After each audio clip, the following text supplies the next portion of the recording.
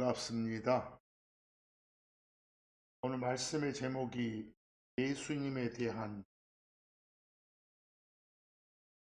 예수님의 그 제자 중에 수석 제자인 베드로는 베드로서를 떼면서 베드로후서 3장 18절을 통해 우리에게 명령을 줍니다. 여기 보면 우리의 주이시며 구원자이신 그리스도 예수님에 대한 지식 안에서 자라라라고, 단순히 예수에 대한 지식 안에서 자라라는 명령이 아니라 그 예수가 바로 주라 불리는 하나님이시다를 밝힙니다.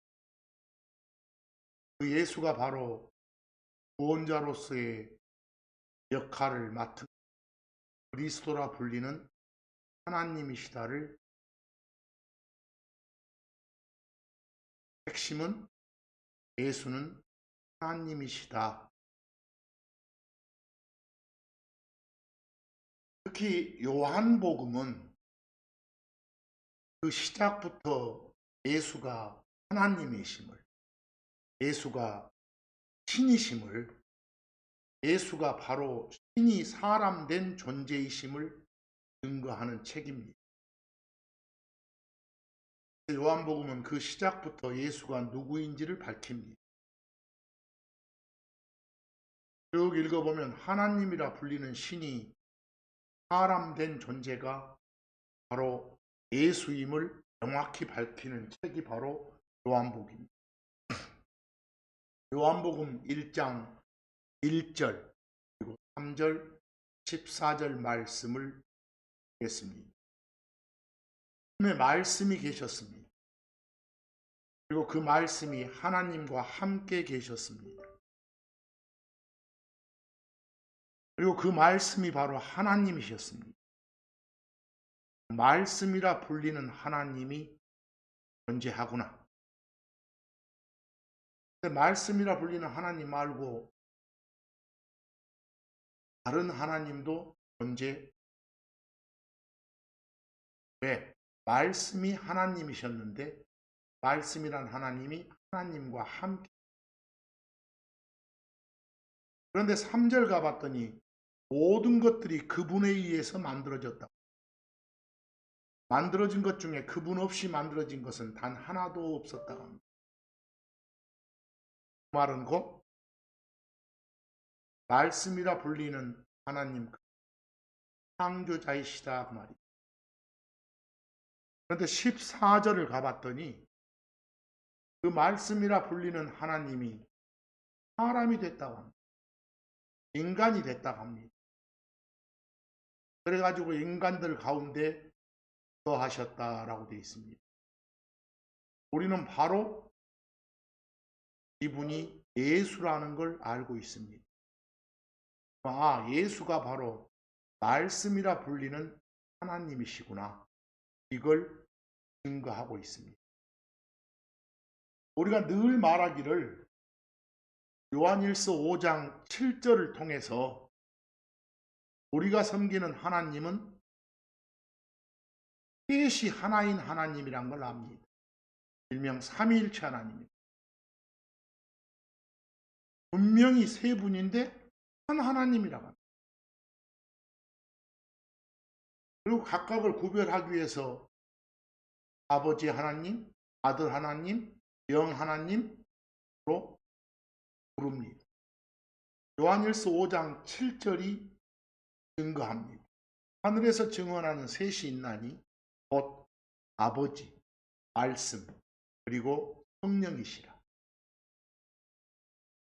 그리고 이 셋은 하나이니라 라고 되어 있습니다. 이게 바로 삼위일체입니다. 결국은 우리가 섬기는 예수는 말씀이라 불리는 하나님이십니다. 아들이라 불리는 하나님이십니다. 그런데 그 하나님이 사람이 되신 겁니다. 여기 제가 인쇄물에 별표에 인카네이션이란 영어 단어를 하나 적어놨습니다. 여기 인카네이션 할 때 가운데 CARNA가 바로 육체, 몸을 뜻합니다.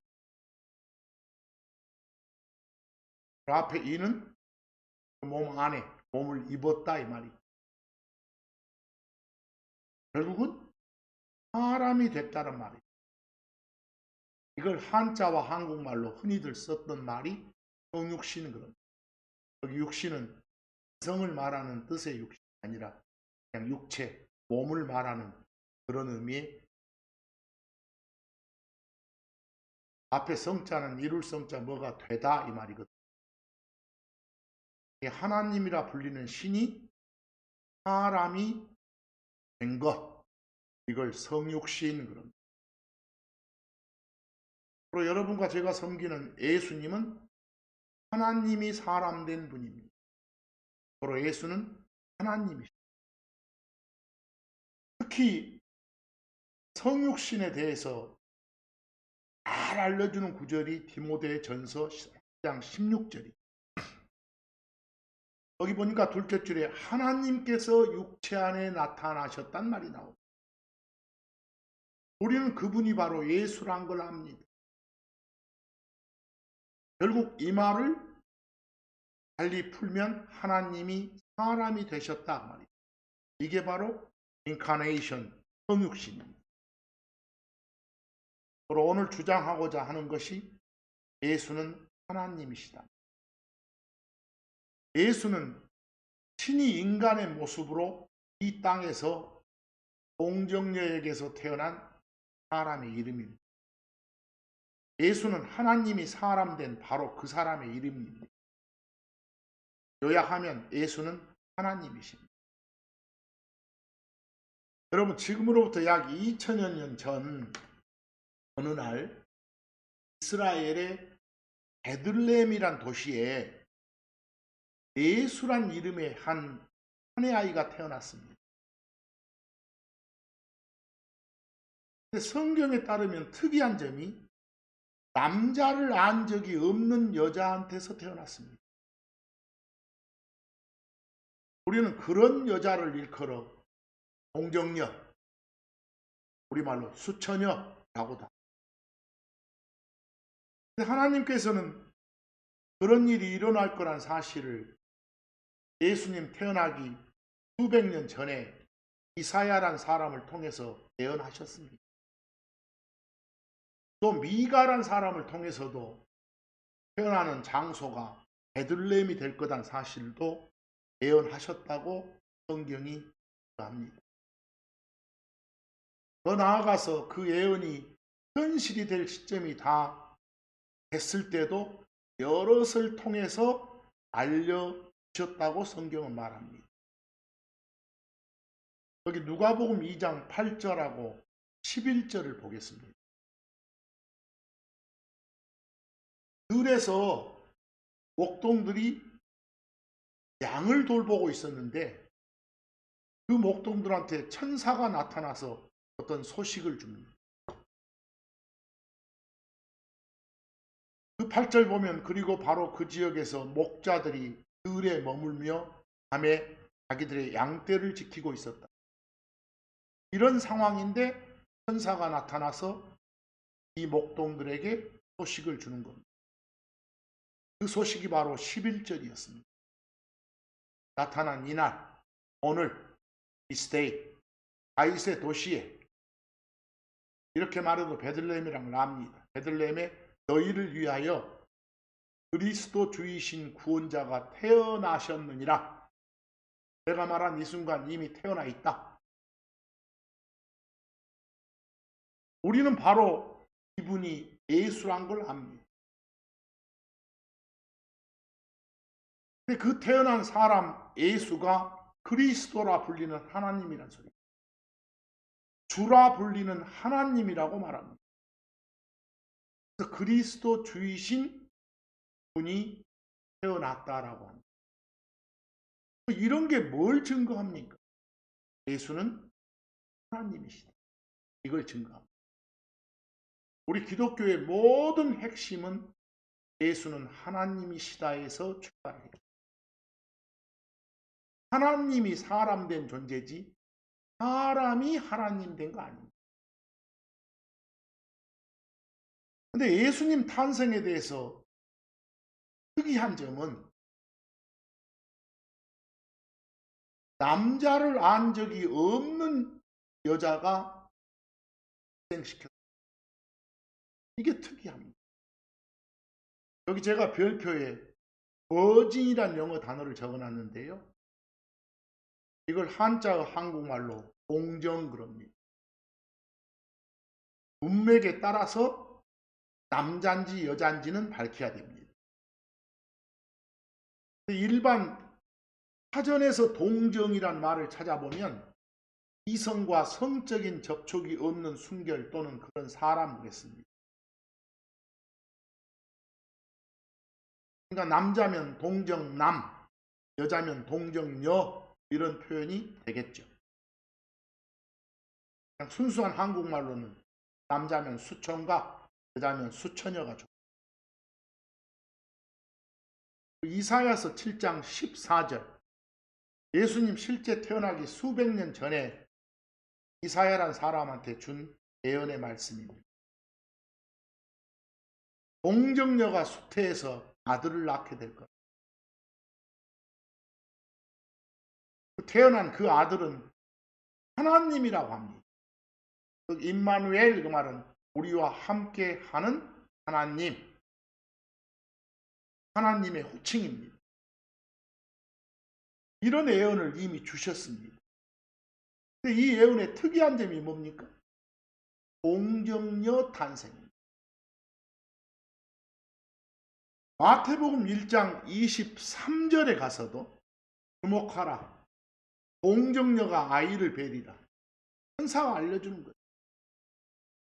그리고 한 아들을 낳으리라. 그리고 그들이 그의 이름을 임마누엘이라 부르리라. 임마누엘이란 이 단어를 풀면 우리와 함께하는 하나님이시랍니다. 바로 임마누엘은 하나님의 호칭입니다. 특히 예수님의 호칭입니다. 바로 여기서도 증거하고 있죠. 예수는 하나님이시다. 한 가지 참고적으로 제가 비교의 계시록 14장 4절 말씀을 옮겨놨는데요. 여러분, virgin 남자인지 여자인지 밝히라겠죠. 계시록 14장 4절에 나오는 virgin은 남자입니다. 그게 오해될까봐 프로 말씀하시죠. 이들은 여자들로 더럽힘 당한 적이 없는 자들. 이 말은 남자들이다 이 말이죠. 바로 거기에 나온 virgin은 동정남 이렇게 해줘야 돼요. 아시겠죠? 아니면 그냥 순수한 한국말로 총각들 이러던지요.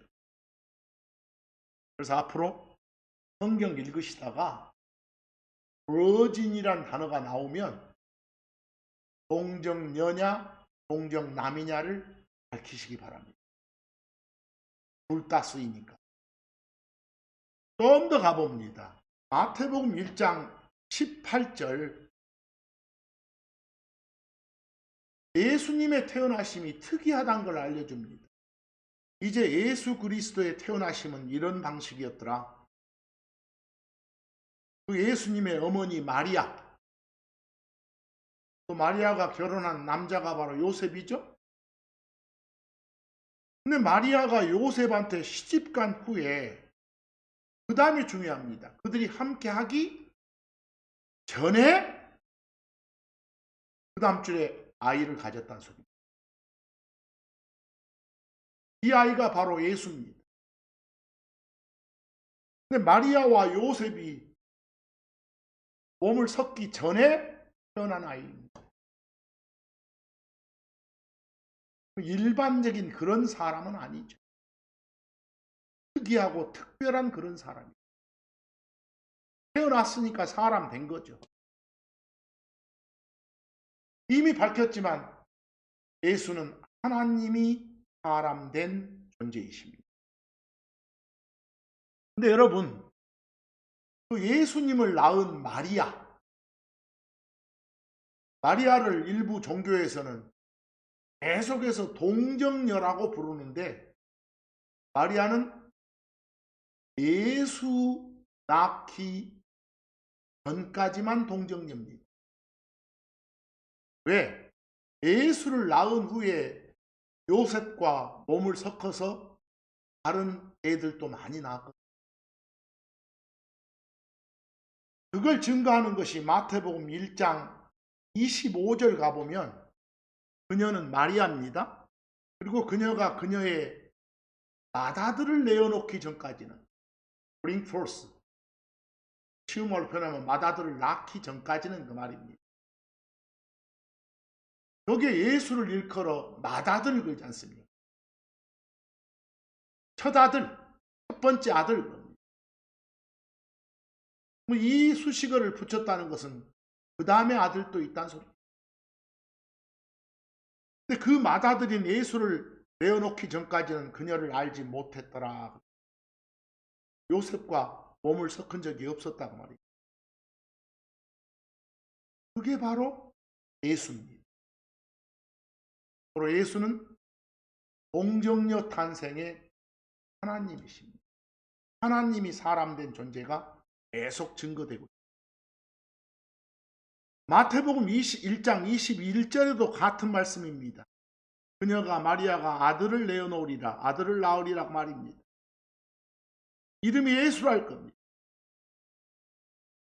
예수란 이름 뜻이 백성들을 죄들에서 구해내는 그런 존재, 달리 표현하면 구원자 말입니다.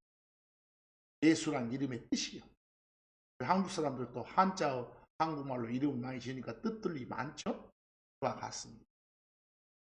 여러분 참고를 보면 어느 날 예수가 나사렛 지역 회당에서 설교를 합니다. 사람들이 설교 내용을 들어보니까 기가 막힌 거예요. 정말 하나님의 진리만 다 선포하고 있는 거예요. 깜짝 놀라서 자기들끼리 하는 말이 마가복음 6장 3절입니다. 아니 이 자는, 설교하고 있는 저자는 마리아의 아들 아니냐? 그리고 야고보와 요새 그리고 유다와 시몬의 형 아니냐?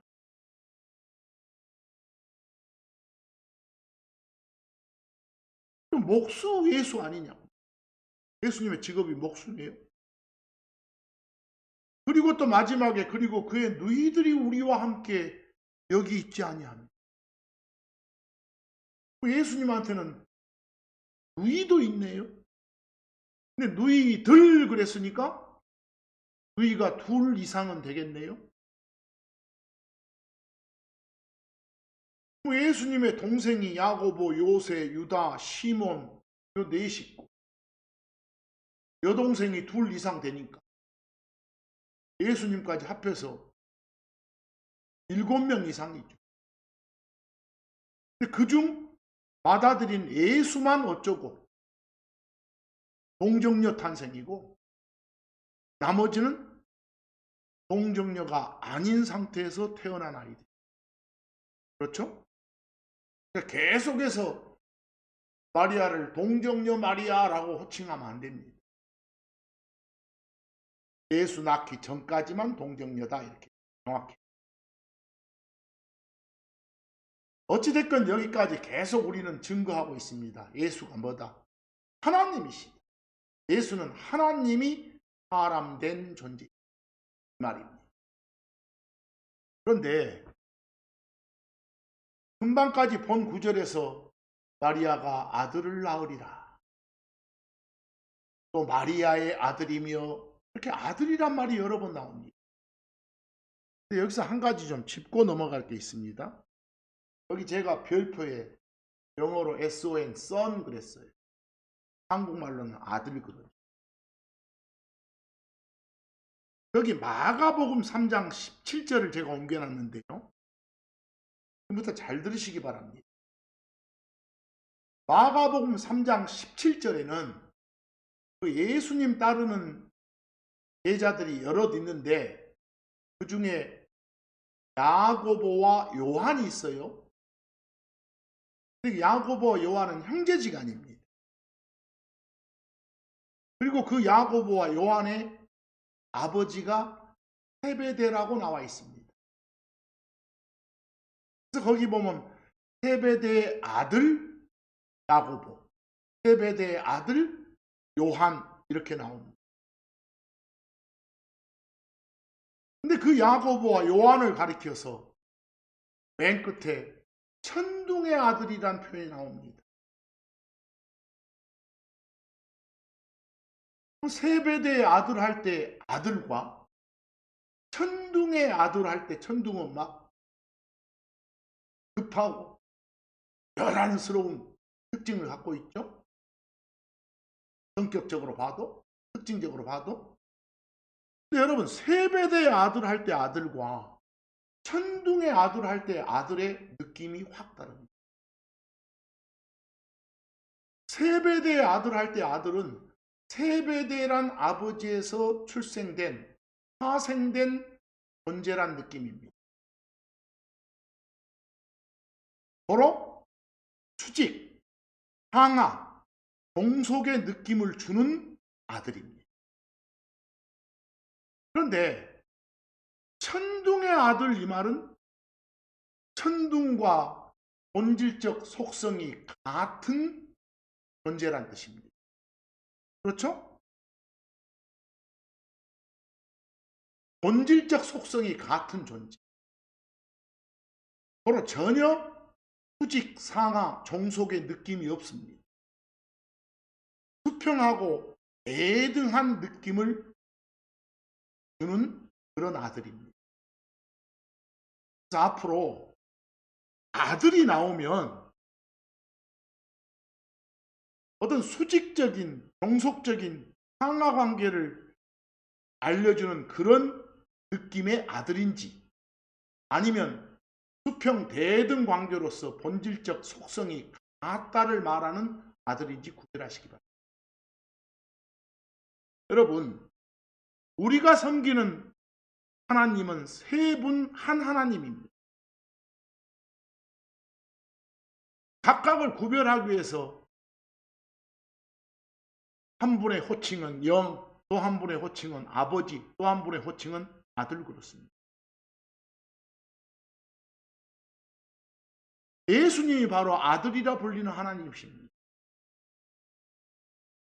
그럼 그때 아들은 어떤 느낌을 주는 아들입니까? 영이라 불리는 분과 아버지라 불리는 분과 수직적, 종속적 느낌을 주는 아들이 아닙니다. 영이라 느끼는 하나님과 아버지라 불리는 하나님과 본질적 속성이 같다는 걸 말하는 그런 느낌의 아들이에요. 그렇죠? 앞으로 아들이란 말을 나오면 막 잘하시기 바랍니다. 맨날 여러분들이 세상에서 말하는 그 누구누구의 아들, 이런 느낌의 아들로만 갖지 마시고, 여기 출애굽기 4장 25절 보면 하나님이 말씀하십니다. 유대인들 음으로 여호와라 불리는 주께서 모세한테, 파라오한테 전하라고 말씀을 주셔요. 그때 주신 말씀이 이스라엘은 당신의 아들이래요. 그런 아들은 수직, 종속, 파생된 존재, 이런 느낌을 줍니다. 그렇죠? 여호와 하나님과 관계가 요한복음 1장 12절 보기 바랍니다. 예수님, 그분을 받아들인 자들, 곧 그분의 이름을 믿는 자들에게는, 그들에게는 그분께서 하나님의 아들들이 되는 권능을 주셨도다 그랬습니다. 이때 아들 어떤 느낌 줍니까? 여러분과 저를 아들이라고 합니다. 하나님과 여러분과 저는 수직적이고 종속적이고 상하적인 그런 관계입니다. 흔히들 말하는 그런 느낌의 어떤 아들이죠. 일반적으로 어디 가서 하나님의 아들 하면 한국말적인 감각은 전부 다 어쩌습니까? 하나님으로부터 파생된 존재를 말하는 아들이라고 다 느낍니다.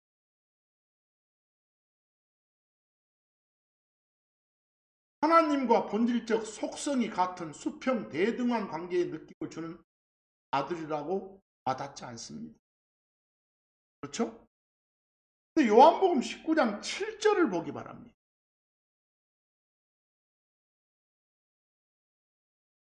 예수님이 뭐라고 당신의 정체를 밝히니까 유대인들이 흥분해가지고 예수님을 돌로 쳐 죽이려고. 그 이유가 뭐냐? 예수님이 자신을 하나님이라고 했다는 거예요. 맞는데 이 멍청한 유대인들이 모르고 있는 거예요. 내가 바로 아들이라 불리는 하나님이다. 우리 아들이라 불리는 하나님이라 할 때 아들. 그 아들은 수직 종속의 느낌을 주는 그런 아들이 아닙니다. 수평하고 대등한 느낌, 본질적 속성이 같다를 말하는 그런 아들이다니까. 알겠죠? 그럼 만약에 이런 상황에서 한국말 감각으로 나는 하나님의 아들이다 하면 그 말을 듣고 있는 유대인들도 그래, 나도 이스라엘 사람이니까 하나님의 아들이야. 근데 당신도 유대인이니까 하나님의 아들 맞지? 돌로 쳐 죽일 이유가 없습니다. 그렇게 시도할 이유가 없어요. 근데 뭐라 하니까 나는 영 하나님 아버지 하나님과 본질적 속성이 같은 수평하고 대등한 관계인 아들이라 불리는 하나님이다. 이렇게 말하니까 흥분하고 돌로 치려고 했죠. 알겠죠? 그래서 거기 요한복음 19장 7절에 나온 아들은 그런 느낌의 아들이라는 거예요. 본질적 속성이 같다는 느낌을 주는 아들이에요. 마태복음 16장 16절에 그 베드로가 예수님을 앞에 두고 고백하잖아요. 당신께 없어는 그 그리스도이시고 아들이시며 살아계시는 하나님이십니다. 이런 경우도 만약에 당신은 하나님의 아들이시죠? 그래요. 이러면 베드로도 하나님의 아들이잖아요. 이스라엘 백성이니까. 당신도 유대인이니까 역시 이스라엘 백성이니까 하나님의 아들이시죠. 이거 하나만 한 소리입니다. 여기서 말한 당신은 아들이십니다. 이 말은 아들이라 불리는 하나님이십니다. 이 말이에요. 이래야 멋진 고백이에요. 여기까지 말씀할 때 주의사항은 뭐라고요? 야, son, 아들 이 말 나오면 상당히 주의를 해야 되겠구나. 금방 요한복음 19장 7절에서 맨 끝에 영어를 보시면 The Son of God 그려졌어요. 여기 The Son of God 할 때 사이에 있는 전치사 of를 잘 분석하셔야 됩니다. 어떤 관계, 속함을 말하는 그런 전치사 of인지 아니면 equal, 동격을 말하는 전치사 of인지 파악을 잘 하셔야 됩니다. 여기 제가 별표에 The Son of God을 옮겨놨는데 이건 여러분 한국말로 하나님의 아들 이렇게 번역할 수도 있고 아들 하나님 이렇게 번역할 수도 있습니다.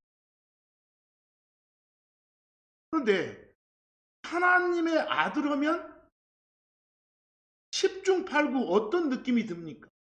우리가 천둥의 아들 하면 금방 느낌이 오해되지 않고 와지거든요. 천둥과 본질적 속성이 같은 존재를 말하는 아들이구나 이렇게요. 그렇죠? 이상하게도 한국말은 하나님의 아들 하면 그런 느낌이 안 와요. 잘. 어떤 출생된 파생된 느낌을 주는 아들로 여겨져요. 그래서 앞으로 더 Son of God은 파생된 느낌, 출생된 느낌을 주는 상황이면 하나님의 아들 이렇게 표현하고, 예수를 가리킬 때는 본질적 속성이 같단 Son이니까 아들 하나님, 아들이라 불리는 하나님, 아들 곧 하나님 등으로 표현합시다. 오해를 없애기 위해서. 물론 어디 가서 뿌득뿌득 우기면서 예수는 하나님의 아들이요. 근데 지금 말하는 아들은 본질적 속성이 같단 느낌을 주는 그런 존재로서의 아들을 말해. 이렇게 설명하면 되겠지만 매 순간마다 그런 설명하면 얼마나 시간 많이 걸리겠어요. 여러분, 예를 들어서 베드로는 더 Son of God이다. 한국말로 뭐라고 하면 편해요? 베드로는 하나님의 아들이다. 여러분과 저는 더 Son of God이다 말은 나는 하나님의 아들이다. 이런 바로 파생된 존재로서의, 출생된 존재로서의 아들이라는 느낌 그냥 오지 않습니까?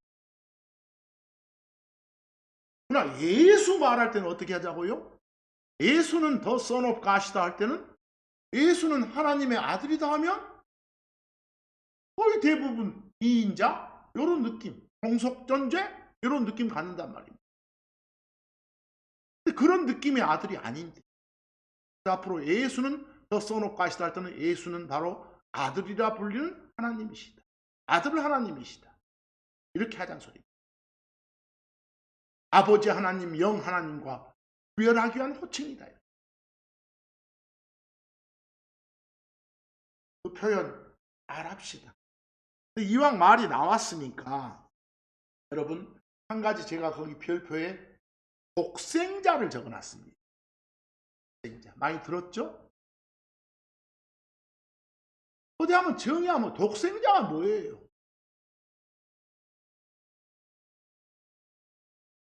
홀로 독자, 날생자, 아들 자자를 써놨네요. 한자로.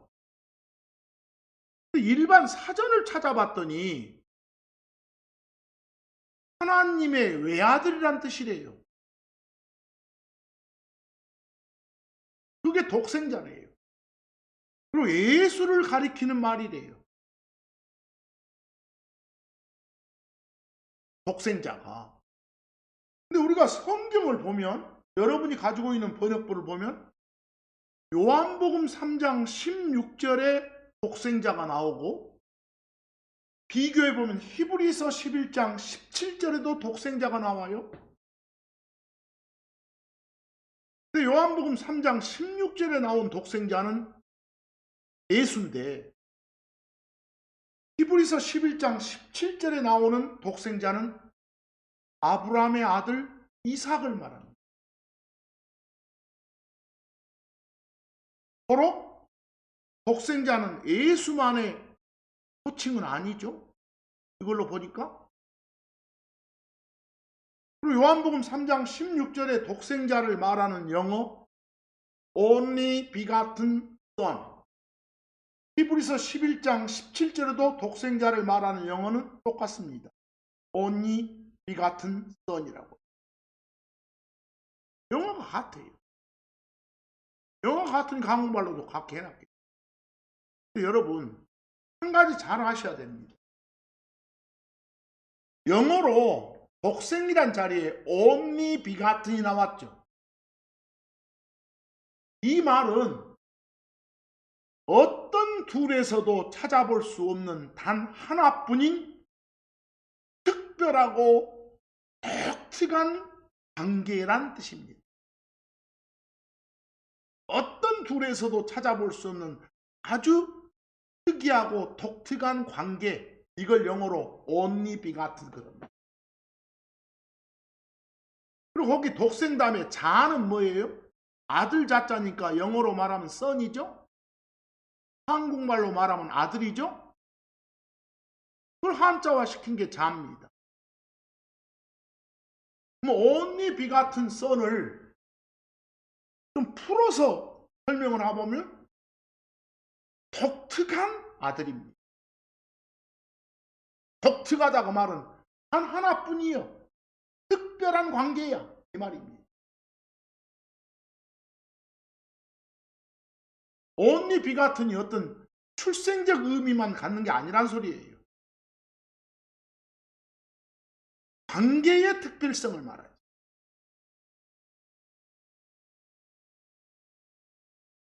예를 들어서 여러분, 이삭은 아브라함한테는 이삭이라는 아들만 있었던 게 아니에요. 그보다 훨씬 전에 이스마엘이라는 아들도 있어요. 그런 성경 증거로 봐서 이삭은 외아들 아니죠? 독자 아니죠? 근데 그 이삭을 가리켜 only begotten 한 아들이라고 합니다. 그리고 그때 아들은 세베대의 아들 할 때 그 아들의 느낌입니다. 그렇죠? 수직관계, 종속관계, 파생된 존재를 말하는 그런 아들. 왜? 아브람과 사라가 완전 애 낳을 수 없는 할아버지 할머니가 됐을 때 하나님이 만들어주신, 하나님이 주신 아들이거든요. 다른 데서는 찾아볼 수 없는 단 하나뿐인 매우 특별한 그런 아들이었거든요. 그래서 아들 앞에 수식어를 only begotten을 붙인 겁니다. 차라리 그냥 독특한 아들, 저는 그렇게 번역해 놨습니다. 근데 요한복음 3장 16절에는 누구를? 예수를 가리켜서 only begotten son 그럽니다. 예수를 가리켜서요. 근데 여러분, 예수는 son이라고 할 때 그 son은 본질적 속성이 같은 존재란 son이죠. 바로 그런 의미에서 독특한 아들이죠. 그때 아들은 호칭으로서의 아들이라니까요. 그래서 앞으로 독생자란 말은 정확히 풀어서 말해주기 바랍니다. 요한복음 3장 16절에 하나님께서는 자기가 자기의 독특한 아들을 주실 만큼 아들이라 불리는 하나님을 구원자로서의 역할을 수행하도록 세상에 보내주실 만큼 이런 식으로 이해하시기 바랍니다. 아시겠죠?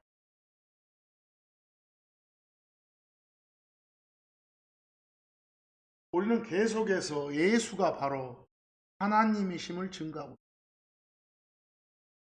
예수가 하나님이시다를 증거하는 구절들이 성경에 수두룩합니다. 이제 한 가지 더 밝힙니다. 거기 제가 별표에 resurrection을 적어놨습니다. 보이신가요? 부활입니다. 여러분, 성경이 말한 부활은 꿈을 전제로 합니다. 죽었다가 사는 것.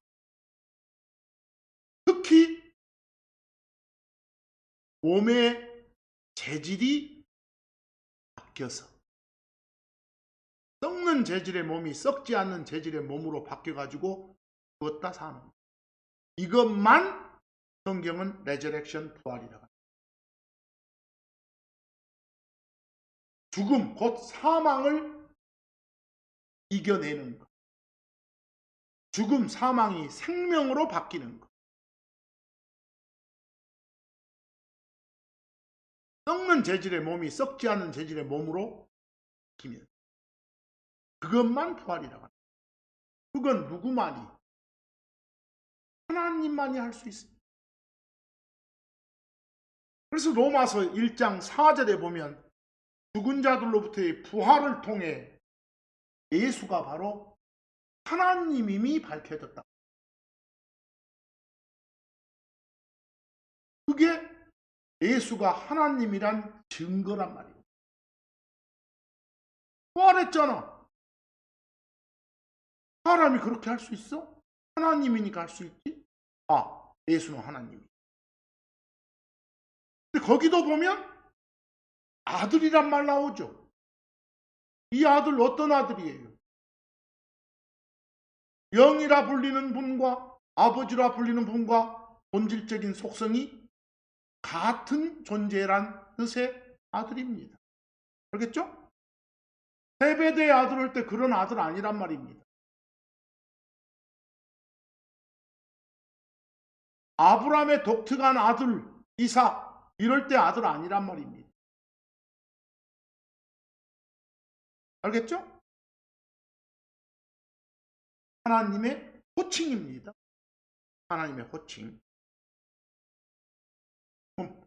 예수가 부활하셨다고 말하는 예수가 하나님이시다 이걸 증거하는 겁니다.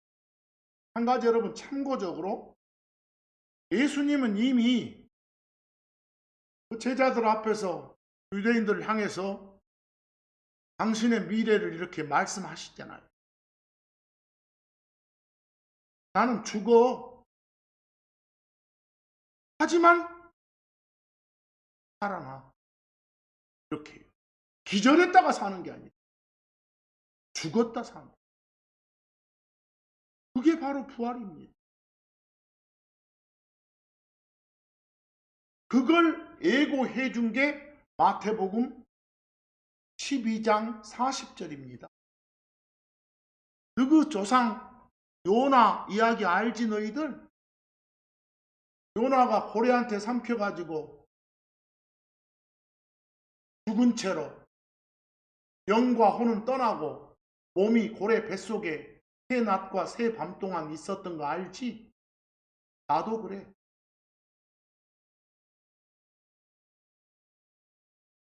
요나가 죽었었다. 그러나 나중에 살아서 니느웨 가서 말씀 선포하고 다녔다. 이게 역사거든요. 역사적 사실이거든요. 그럼 고래 뱃속에서 요나가 죽었다 이 말은 뭔 소리예요? 요나의 몸은 그 자리에 있고 영과 혼은 떠났다 이 말이지. 그게 죽은 거니까. 그러죠?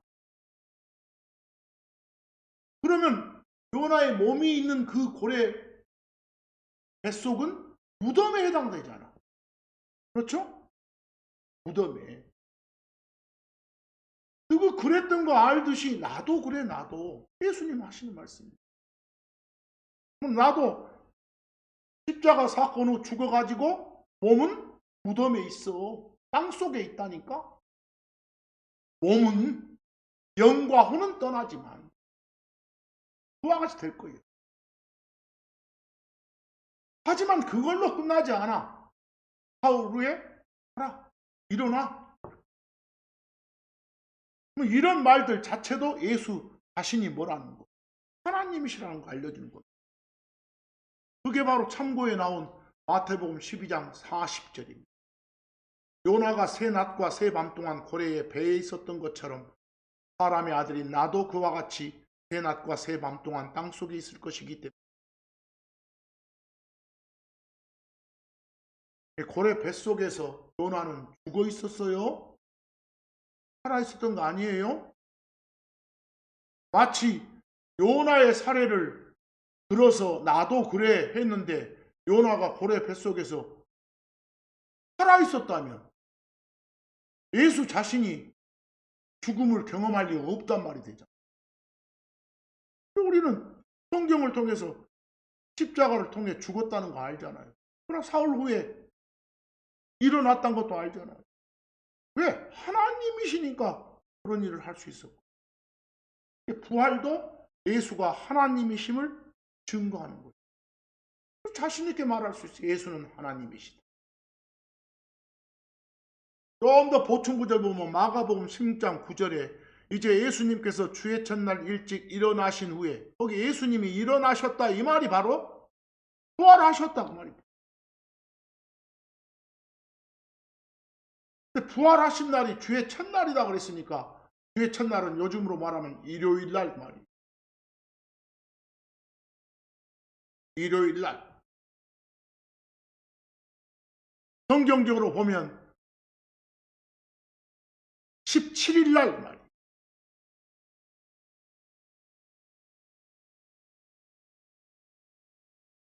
마태복음 27장 50에서 53절도 50절에 보면 숨을 거두셨더라. 죽었다 죽으시. 몸은 땅에 두고 영과 혼이 떠났더라 이 말이니까. 그게 숨 거둔 거니까. 죽었더라니. 이게 죽음이에요. 그런데 저 53절 끝에 가보니까 그분의 부활 후에 그랬잖아. 살았단 말이지. 죽었다. 바로 이런 말씀들이 증거한다고. 예수가 뭐라는 거. 하나님이시라는 거. 하나님이시라는 거. 특히 마태복음 27장 50에서 53절은 독해 잘 하셔야 됩니다. 우리 예수님을 가리켜 부활의 첫 열매라고 해요. 부활을 시작하신 분이에요. 그럼 나중에 여러분과 저도 예수님이 부활시켜줘. 알겠어요? 예수님이 부활의 시작이시오. 부활의 시작자는 예수님이에요. 예수님 전에 부활한 자는 없어. 예수님을 따라서 부활하는 거예요. 근데 혹시나 거기 마태복음 27장 50에서 53절은 잘 보셔야 될 것이 50절하고 51절은 예수님 죽으신 날 상황이에요. 14일 날 상황. 그리고 52절, 53절은 17일 이후 상황이에요. 예수님 부활하신 후의 상황. 시간차가 있어요. 근데 특히 52절부터 오해 없이 읽어야 돼. 그리고 무덤들이 열렸더라. 그리고 잠자던 성도들의 많은 몸들이 일어나. 거기 몸들이 일어났다 이 말이 부활했다.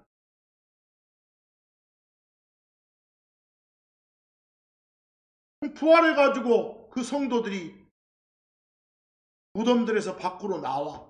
그리고 도시 안으로 들어가서 사람들한테 보여. 이 말이 나왔어. 근데 이 일은 그 다음이 중요해. 그분의 부활 후에 그러하였더라고 그래. 그럼 거기 뭐가 먼저고? 예수님이 부활이 먼저고 그걸 따라서 성도들의 부활이 있구나. 이렇게 할 수 있지.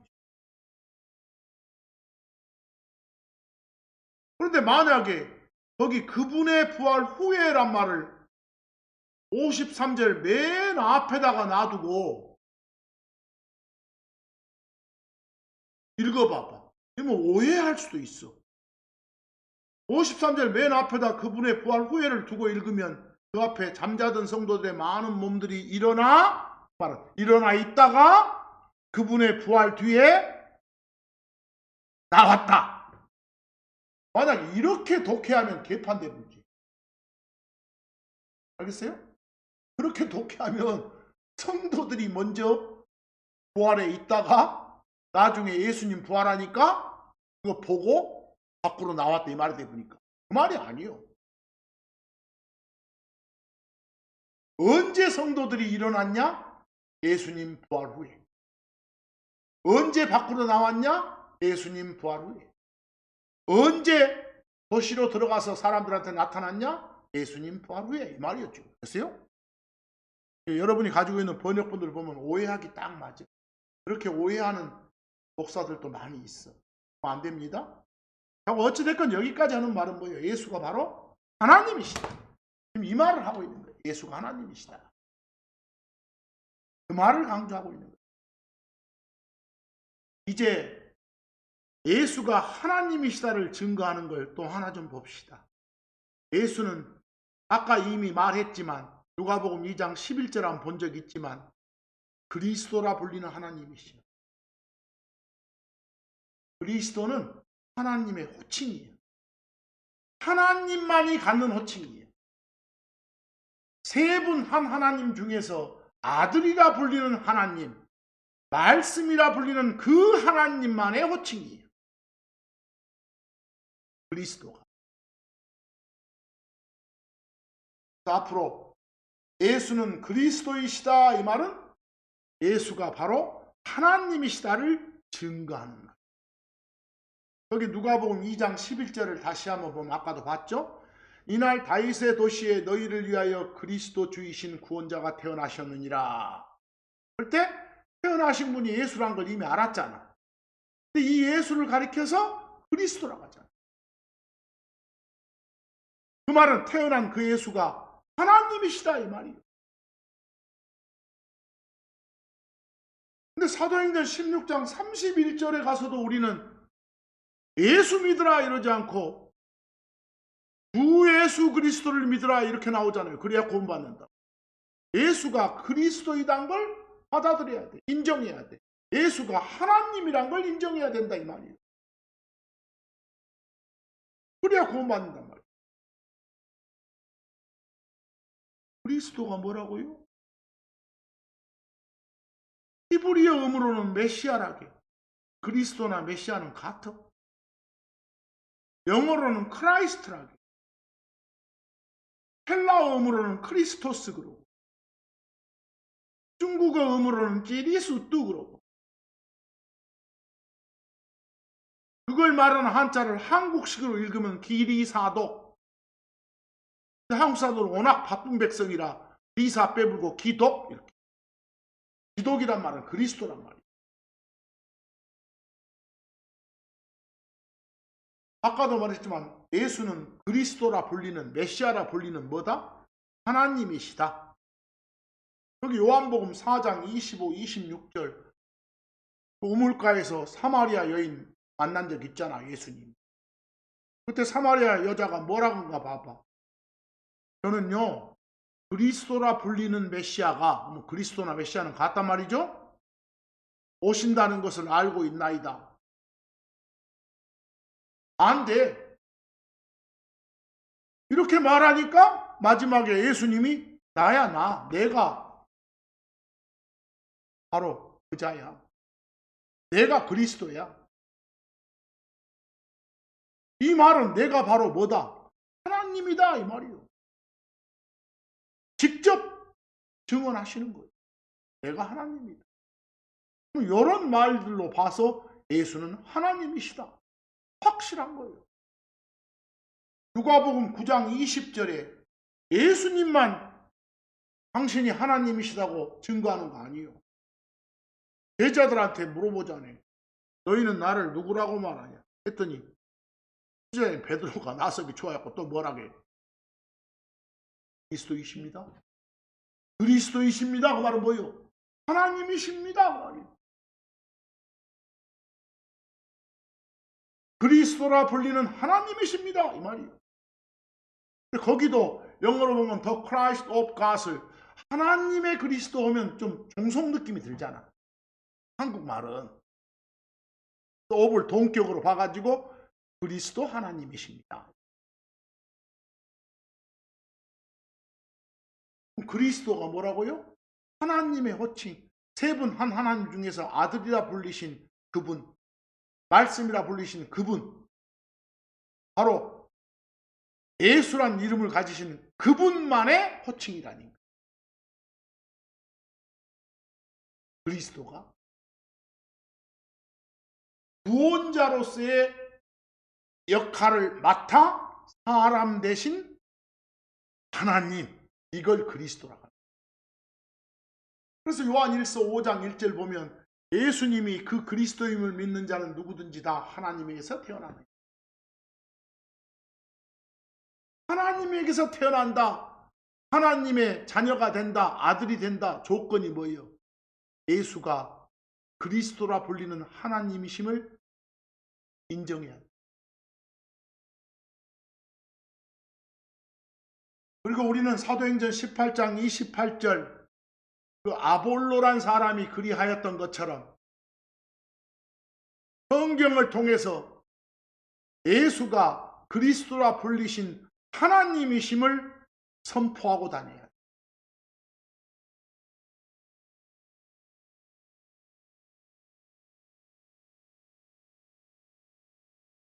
마지막으로 요한복음 3장 17절 거기도 아들 나오죠?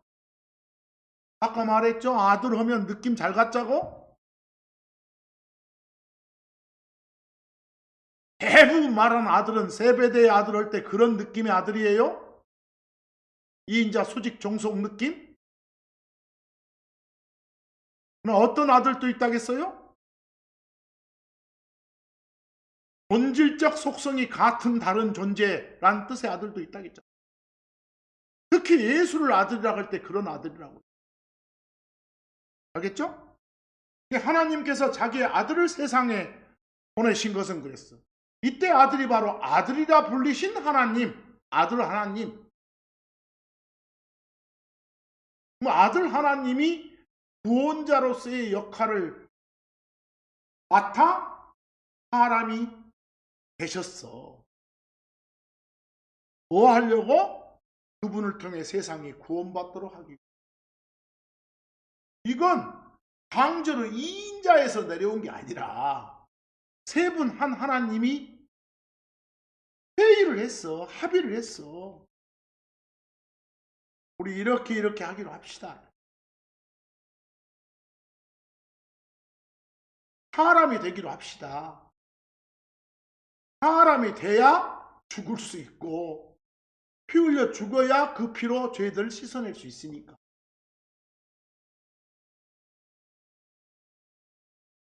누가 사람으로 내려갈까요? 합의 결과 아들이라 불리신 그 하나님이 지정된 거예요. 2인자에서 지정된 게 아니라 합의 결과. 바로 오늘 여러 구절을 통해서 예수가 바로 뭐다? 하나님이시다. 이게 무너지면 아무것도 안 돼. 또 게 없어. 그리고 여러분이 어디 가서 예수님 전할 때 제일 먼저 할 일이 예수 믿으시오가 아니라 예수가 누구인지 밝히는 거예요. 예수가 바로 하나님이심을 그 사람 속에 심어 놓고 구체적인 내용들을 알리는 거예요. 알겠죠? 그게 여러분들이 할 일이에요. 그냥 막연하게 예수 믿으시오. 그럼 복 받아요. 지금 여러 주간에 걸쳐서 결국은 예수에 대해서, 예수에 대한 지식에서 자라나겠으니까 예수가 누구인지에 대해서 밝히고 있습니다. 또 며칠 있으면 또 크리스마스 해가지고 예수님 탄생을 기억하고 기념하는 날을 하게 해서 세상이 떠들썩하죠. 또 그런 날 하루 잡아서 이렇게 기억하는 건 괜찮겠죠.